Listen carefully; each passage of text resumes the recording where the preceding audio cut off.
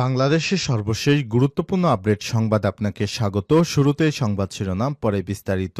শুরুতেই জানাবো, check dishonour মামলায় সাকিবুল হাসানের বিরুদ্ধে গ্রেপ্তারি পরোয়ানা জারি। বাংলাদেশের জাতীয় ক্রিকেট দলের সাবেক অধিনায়ক ও মাগুরা ২ আসনের আওয়ামী লীগের সাবেক সংসদ সদস্য সাকিবুল হাসানের বিরুদ্ধে গ্রেপ্তারি পরোয়ানা জারি করেছে আদালত। আজ রোববার ১৯ জানুয়ারি ঢাকার অতিরিক্ত চিফ মেট্রোপলিটন ম্যাজিস্ট্রেট জিয়াদুর রহমানের আদালত এ আদেশ দেয়। এরপর জানাবো, সংস্কার ও নির্বাচনের মধ্যে কোনো বিরোধ নেই, দুটো একই সঙ্গে চলতে পারে মির্জা ফখরুল। সংস্কার ও নির্বাচনের মধ্যে কোনো বিরোধ নেই, দুটো একই সঙ্গে চলতে পারে। আজ রোববার ১৯ জানুয়ারি শহীদ রাষ্ট্রপতি জিয়াউর রহমানের ৮৯তম জন্মবার্ষিকী উপলক্ষে রাজধানীর শেরেবাংলা নগরে তার সমাধিতে শ্রদ্ধা নিবেদন শেষে বিএনপির মহাসচিব মির্জা ফখরুল ইসলাম একথা বলে। জানাবো, পিলখানা হত্যাকাণ্ডের বিস্ফোরক মামলার শুনানি আজ। দেশে ২০০৯ সালে তৎকালীন বাংলাদেশের রাইফেলস বিডিআর সদর দপ্তর পিলখানায় সংঘটিত হত্যাকাণ্ডের ঘটনায় বিস্ফোরক আইনে দায়ের করা মামলার শুনানি হচ্ছে আজ। জানাবো, রাজনৈতিক দলগুলো কম সংস্কার চাইলে ডিসেম্বরেই নির্বাচন, বললেন প্রেস সচিব। রাজনৈতিক দলগুলো কম সংস্কার চাইলে ডিসেম্বরে নির্বাচন হতে পারে। যদি প্রয়োজনীয় সংস্কার চায় তাহলে আরও ৬ মাস বেশি লাগতে পারে। আজ কৃষি সাংবাদিকতা বিষয়ক প্রশিক্ষণ উদ্বোধন শেষে অন্তর্বর্তীকালীন সরকারের প্রধান উপদেষ্টার প্রেস সচিব শফিকুল আলম এসব কথা জানান। এদিকে এখনও পালিয়ে বেড়াচ্ছে ফ্যাসিবাদের দোসর ১২ পুলিশ কর্মকর্তা। আওয়ামী লীগ সরকারের পতনের পর পুলিশের অনেক ঊর্ধ্বতন কর্মকর্তা এখনও কাজে যোগ দেয়নি। এর মধ্যে এখনও ১৮৬ জন পুলিশের কর্মকর্তা কাজে যোগ দেয়নি। তাদের মধ্যে হাসিনার খুবই ঘনিষ্ঠ ১২ জন পুলিশ কর্মকর্তা, যারা বাংলাদেশে হাসিনার ফ্যাসিবাদের অন্যতম দোসর ছিলেন। এই তালিকায় রয়েছে বেনজির আহমেদ, বিপ্লব কুমার, ডিবি প্রধান হারুনুর রশিদ, এসবি প্রধান মনিরুল ইসলাম, হাসান মাহমুদ সহ র্যাবের ডিজি সহ আরও বেশ কয়েকজন। তারা এখনও ধরাছোঁয়ার বাইরে।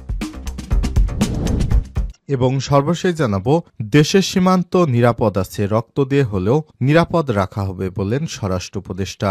দেশের সীমান্ত নিরাপদ আছে, রক্ত দিয়ে হলে বাংলাদেশে কোনো ক্ষতি হতে পারবে না বলে মন্তব্য করেছেন স্বরাষ্ট্র উপদেষ্টা লেফটেন্যান্ট জেনারেল অবসরপ্রাপ্ত মোহাম্মদ জাহাঙ্গীর আলম চৌধুরী। আজ রাজধানীর তেজগাঁও ভূমি অফিসে এক অনুষ্ঠানে সাংবাদিকদের সঙ্গে আলাপকালে এসব কথা জানান তিনি। প্রিয় দর্শক, এতক্ষণ শুনছিলেন সংবাদ শিরোনাম, এবারে বিস্তারিত।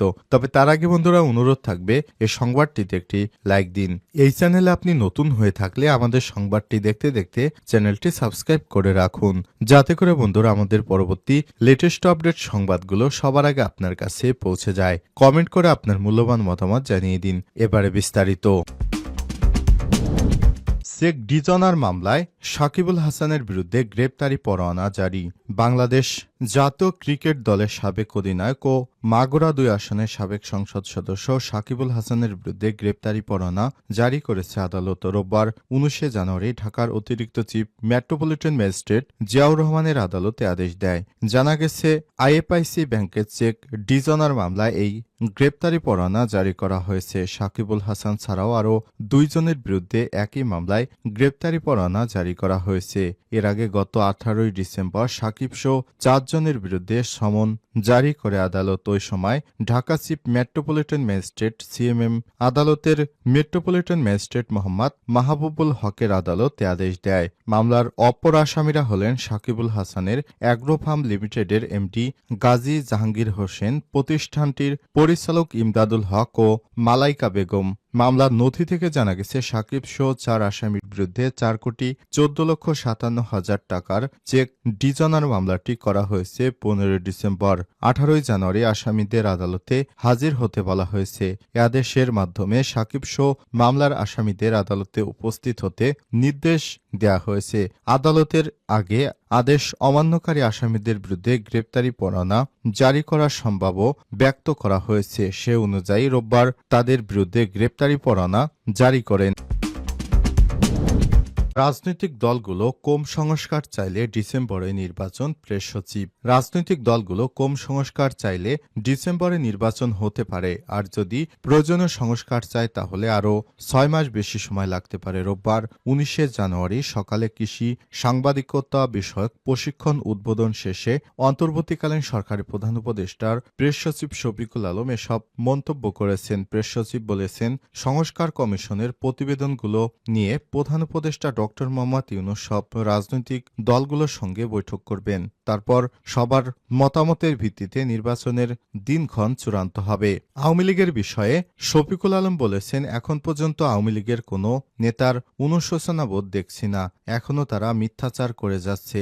যারা অপরাধী তাদের প্রত্যেকের বিচার করা হবে। রাজনৈতিক দল হিসেবে আওয়ামী লীগ নিষিদ্ধ হবে কিনা এটা রাজনৈতিক দলগুলোর বিষয়, তবে অন্তর্বর্তীকালীন সরকারের বিষয়ে কোনো সিদ্ধান্ত নেই। এ সময় তিনি আরও বলেছেন, আওয়ামী লীগ সরকার এতদিন দেশবাসীকে মিথ্যা তথ্য দিয়েছে, বলেছে বছরের পর বছর উৎপাদন বেড়েছে, কিন্তু ঘটনা উল্টো, যার ফলে অন্তর্বর্তীকালীন সরকার বাজার নিয়ন্ত্রণে হিমশিম খাচ্ছে।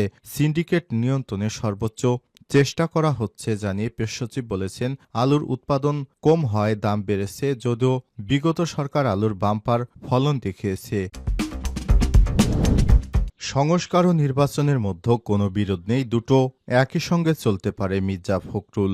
সংস্কার ও নির্বাচনের মধ্যে কোনো বিরোধ নেই, দুটো একই সঙ্গে চলতে পারে। রোববার 19 জানুয়ারি শহীদ রাষ্ট্রপতি জিয়াউর রহমানের 89তম প্রতিষ্ঠাবার্ষিকী জন্মবার্ষিকী উপলক্ষে রাজধানীর শেরেবাংলা নগরে তার সমাধিতে শ্রদ্ধা নিবেদন শেষে বিএনপির মহাসচিব মির্জা ফখরুল ইসলাম এসব কথা বলেছেন।